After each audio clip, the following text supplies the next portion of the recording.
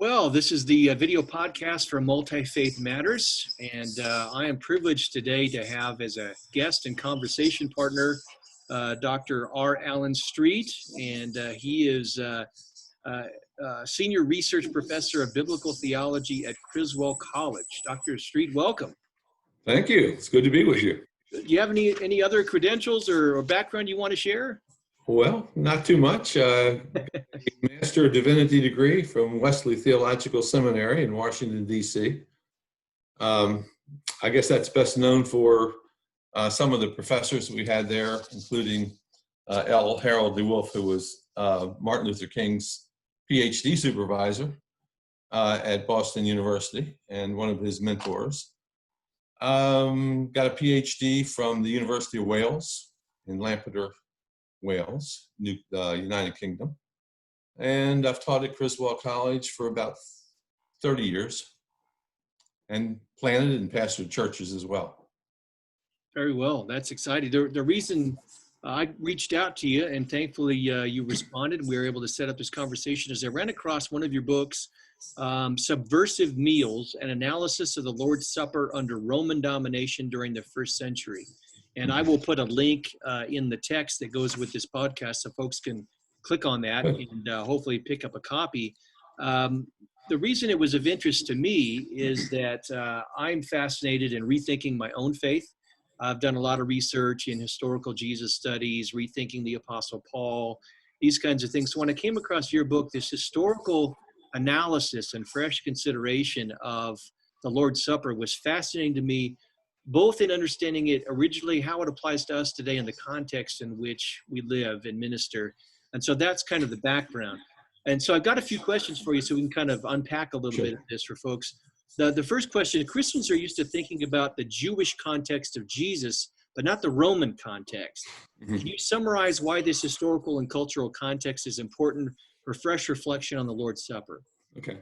Well, the Jewish context is essential because Christianity, or the Christ movement, was birthed out of Judaism. It was just the first century, I guess the first half of the first century, the Romans would have considered Christianity simply a Jewish sect. But Judaism itself and Israel was part of, or let's put it this way, Israel was part of the Roman Empire.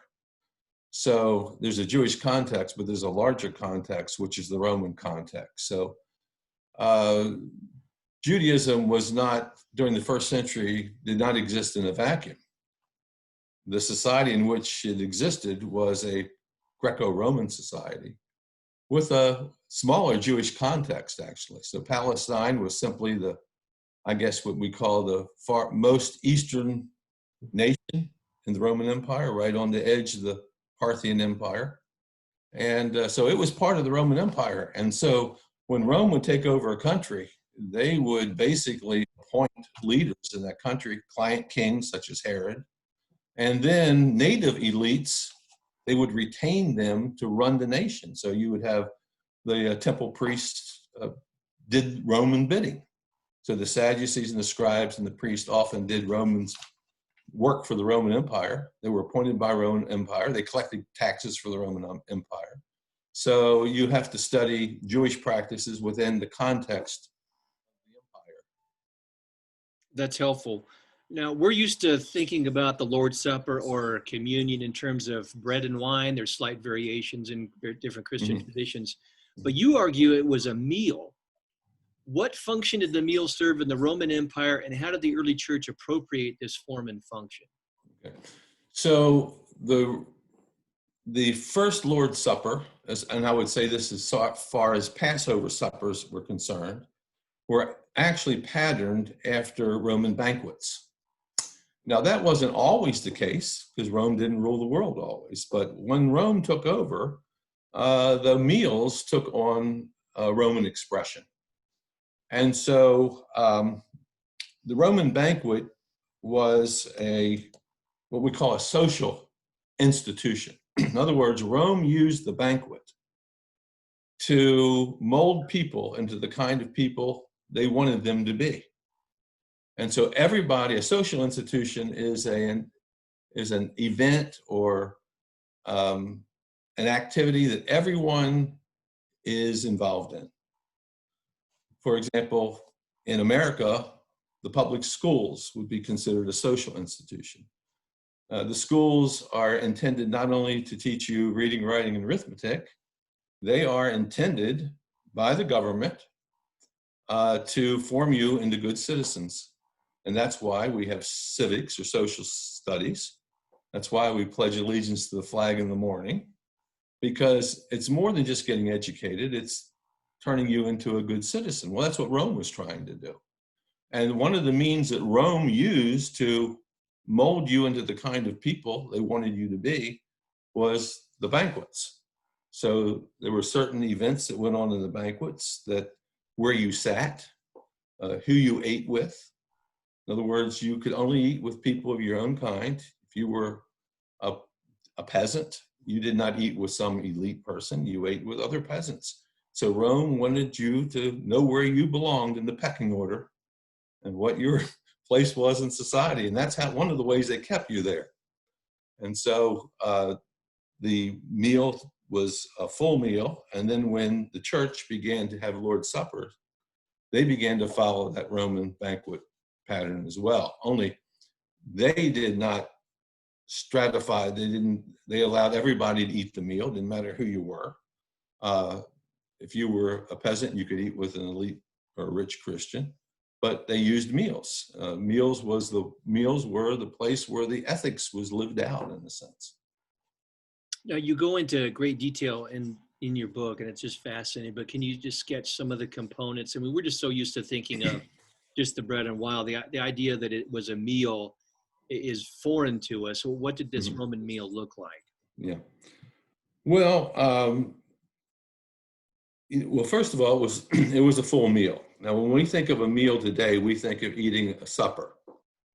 This was more than that. A Roman banquet was a formal meal. So we might think of going to, let's say, a sporting banquet, where you have a meal, and then after that you have a speaker that gets up, maybe some athlete that gets up and speaks, and then they have an autograph session afterwards. And it's a different than your normal daily meal. Okay. So the Roman meal structure was divided into two major sections with a transition. And the first major section was known as a deipnon, which was the meal proper. That was called the first course. And you would be seated at a triclinium, which was sort of like a horseshoe type table where people reclined on their left elbow. You were assigned seating, and then food was served to you. And that would go on for about an hour and a half. There were servants who mixed. There was a mixing bowl for wine, and food was served. And there were certain seats for the host and certain seats for the guest. And everybody sat where they were assigned. So remember when Jesus says, if you don't take the head seat when you go for a meal because you may be asked to move down to a lower seat, we always think that means don't sit up on the main platform, and they stick you behind the pole because they don't want you. But in this case, it was where you sat or leaned or reclined on the triclinium. Okay. So the first section was this deipnon. Then there was a transition period, which was known as a libation. And that's where they poured out a drink offering to Caesar and the Roman gods. Every banquet was a religious event. Every meal was a religious event. There was nothing in the Roman Empire that wasn't religious.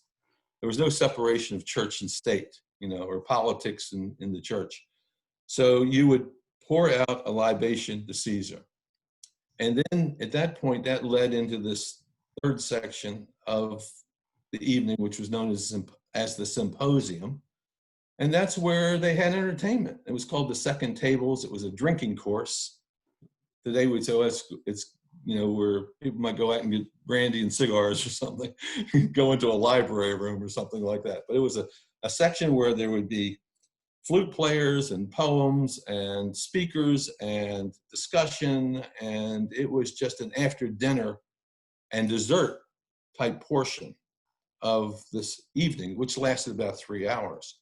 So when the church began to practice its Lord's Suppers, it took on that same format. There was a meal that lasted an hour and a half. Then there was a transition where they lifted a cup in honor of Jesus, not Caesar.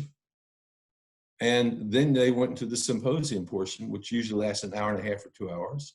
That's where maybe a letter from Paul would be read. That's where singing would take place. That's where prophecy and gifts would be displayed. That's where teaching would take place, singing, worship, all those kinds of things would be going on. And the entire evening would last maybe, 3 or 4 hours. So it was an evening meal. And that's where the believers lived out their faith, this egalitarian faith, where everybody came together, not male or female or separate. Jew or Gentile, they weren't separated. They came together in the meal. Slaves and free, didn't matter whether you're an elitist or you were poor, you were a peasant.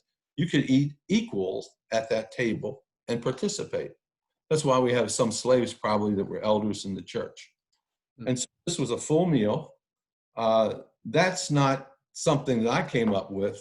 I think Robert Banks, who was an Australian New Testament scholar, came up with this years ago, the concept that it was a full meal based on 1 Corinthians 11. Then Dennis Smith wrote a PhD dissertation at Harvard on the meal about 20 years ago, 30 years ago.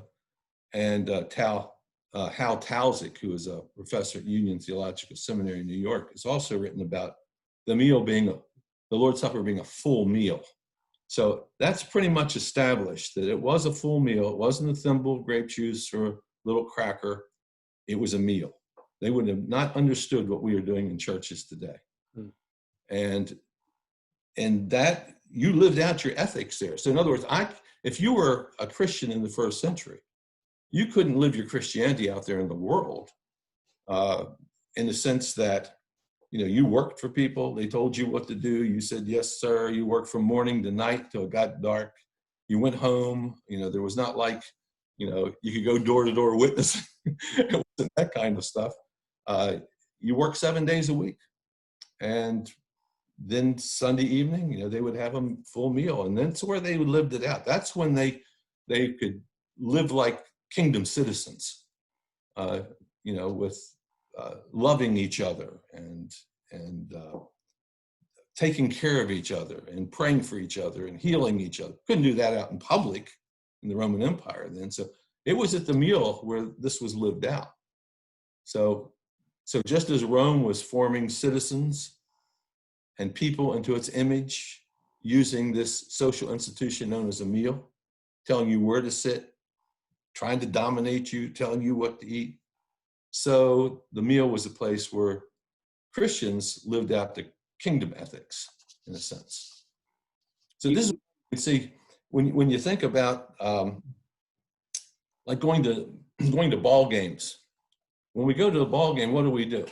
Well, before the ball game ever begins, we stand up and we sing the national anthem. What's that have to do with baseball? It has nothing to do with baseball. That was something that came in after World War I to bring in, say, hey, it'd be great to sing the national anthem and have this, patriotism. And so that just became a practice. Now, what happens if you don't stand up during the national anthem?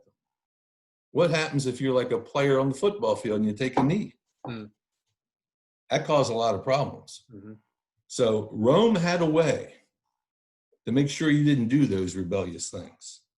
And one of the ways was participating in these meals where you followed a certain protocol and you did what you were told to do. And it was just one of the ways that Rome dominated people, formed them into the kind of people they wanted you to be.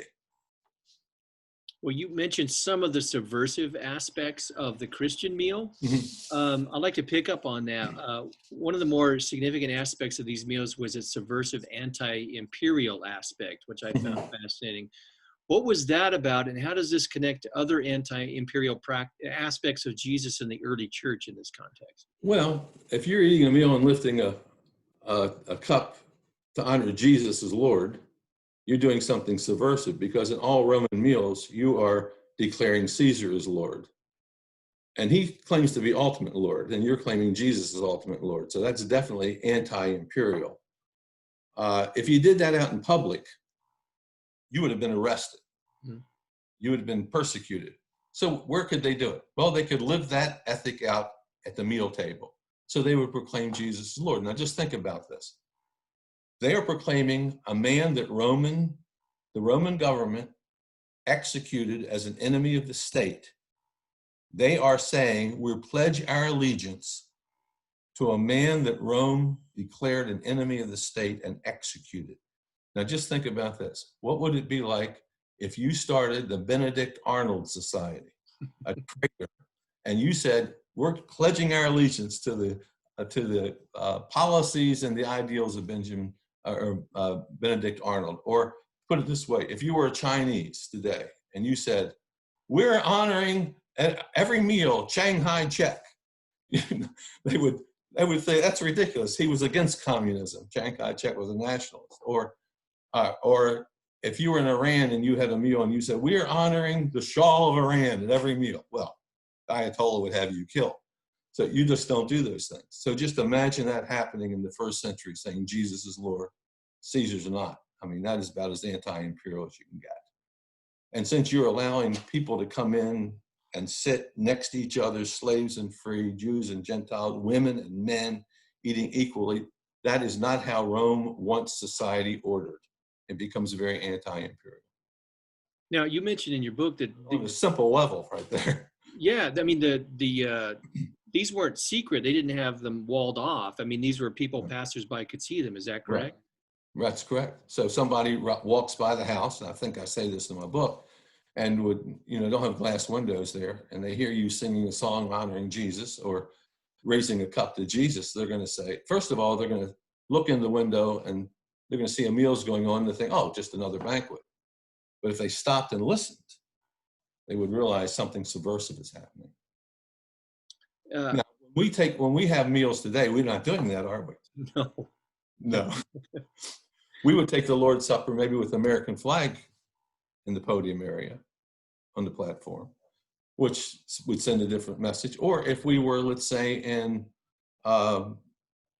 maybe the Russian Orthodox Church, we're Russians and we're having the Lord's Supper in the Russian Orthodox. There may be a Russian flag up there in the podium area. And it sends us, it's basically saying, well, we're Christians, but we support the state. And that's not what they were doing in the first century. It was Jesus is Lord and Caesar's not. Well, those closing thoughts there connect to my next question. And that is, I would hope that folks who watch this and get a hold of your book would rethink their understanding of the form and function of the Lord's Supper, but then connect the dots to our own time. And so my question is, your argument provides literal food for thought related to one of the church's most important practices, but it also has application in other ways for our context. What might your thoughts be on the significance of a subversive anti-imperial meal for believers meeting in homes in our time of declining churches, pandemics, and especially in America, the close affiliation of the church with empire? Sure. When I was writing this book, I had somebody ask me the question, when you eat I wrote this book, I believe, at the end of George W. Bush's, that's when I was doing the research. It wasn't when it was written, but that's when I was doing the research. And I had a person reading the manuscript and he said, when you take the Lord's Supper, do you think of George W. Bush when you're taking the Lord's Supper? And I thought, no. I said, that name never comes to my mind. He said, well, then your meal is not anti-imperial. When the early church took the meal, they were thinking of Caesar versus Jesus Christ. So it just shows you that we've sort of moved away from this.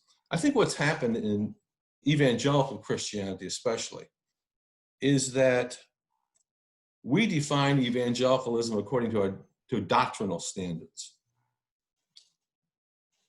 And all the way since probably 1948, probably even before that with fundamentalism.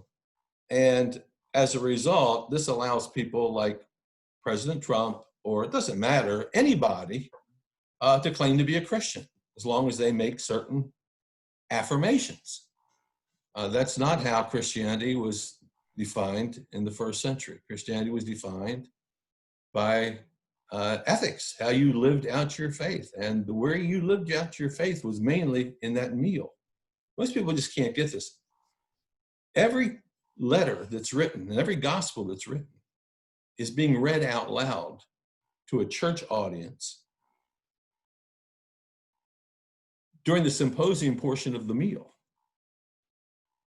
So a lot of what's being written and read out loud applies to events that are going on in Christians' lives during that meal. So for example, when Paul says, be not drunk with wine where is an excess, but be filled with the Holy Spirit. We read that as Americans, say, don't go to the bar room on Friday night and get drunk.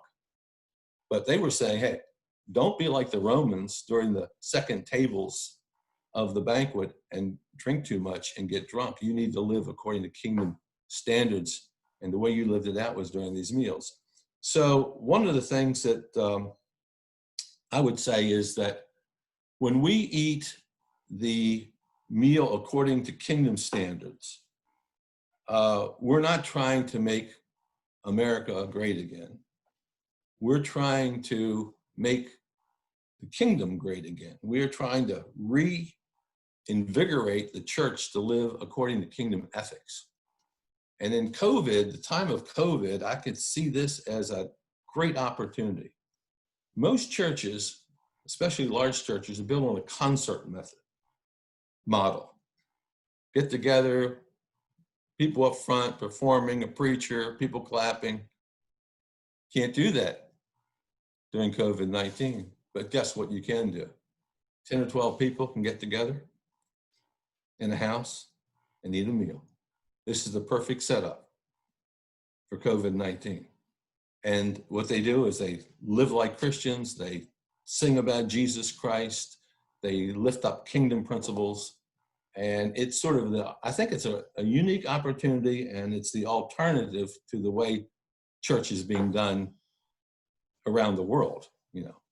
So I think that this is an opportunity right now for us to reinstitute a full meal as the center of worship. The pulpit was not the center of worship in the first century. It was the meal table. And this is an opportunity to do that. And this is happening in countries that where Christians are persecuted. They're having to meet secretly, oftentimes, in homes around the meal table. It's only in the Western world where we have confused Christianity with whatever the nation where it's located is, that we've got this false concept of what worship is. We've lost what it is. We're sort of in a Constantinianism. You know, when you have this doctrinal concept of Christianity, anybody who just makes these affirmations is a Christian. Constantine's a Christian. Christianity takes over the Roman Empire. It becomes the official state religion in time. Everybody's a Christian there, just based on some sort of profession. That was not the case. That's not what real Christianity is. That's not how it started. Real Christianity was anti-imperial, and it was lived out around that meal table. Well, I'm glad to hear your thoughts in that regard. I'm glad my intuitions in reading your book and reflecting on our time were not off base. And my hope is that I just think this is a wonderful time for us to be rethinking.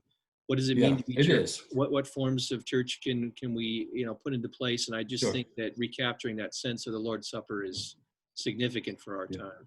I think that there's a movement called the dinner church movement right now. People can get on the internet and look it up. It was started based on my book. Part of it, the theological aspect, was based on my book. I didn't know this at the time. Somebody told me that. And but there are probably about 500 churches now throughout the United States that are dinner churches. That's the main worship is around the dinner table.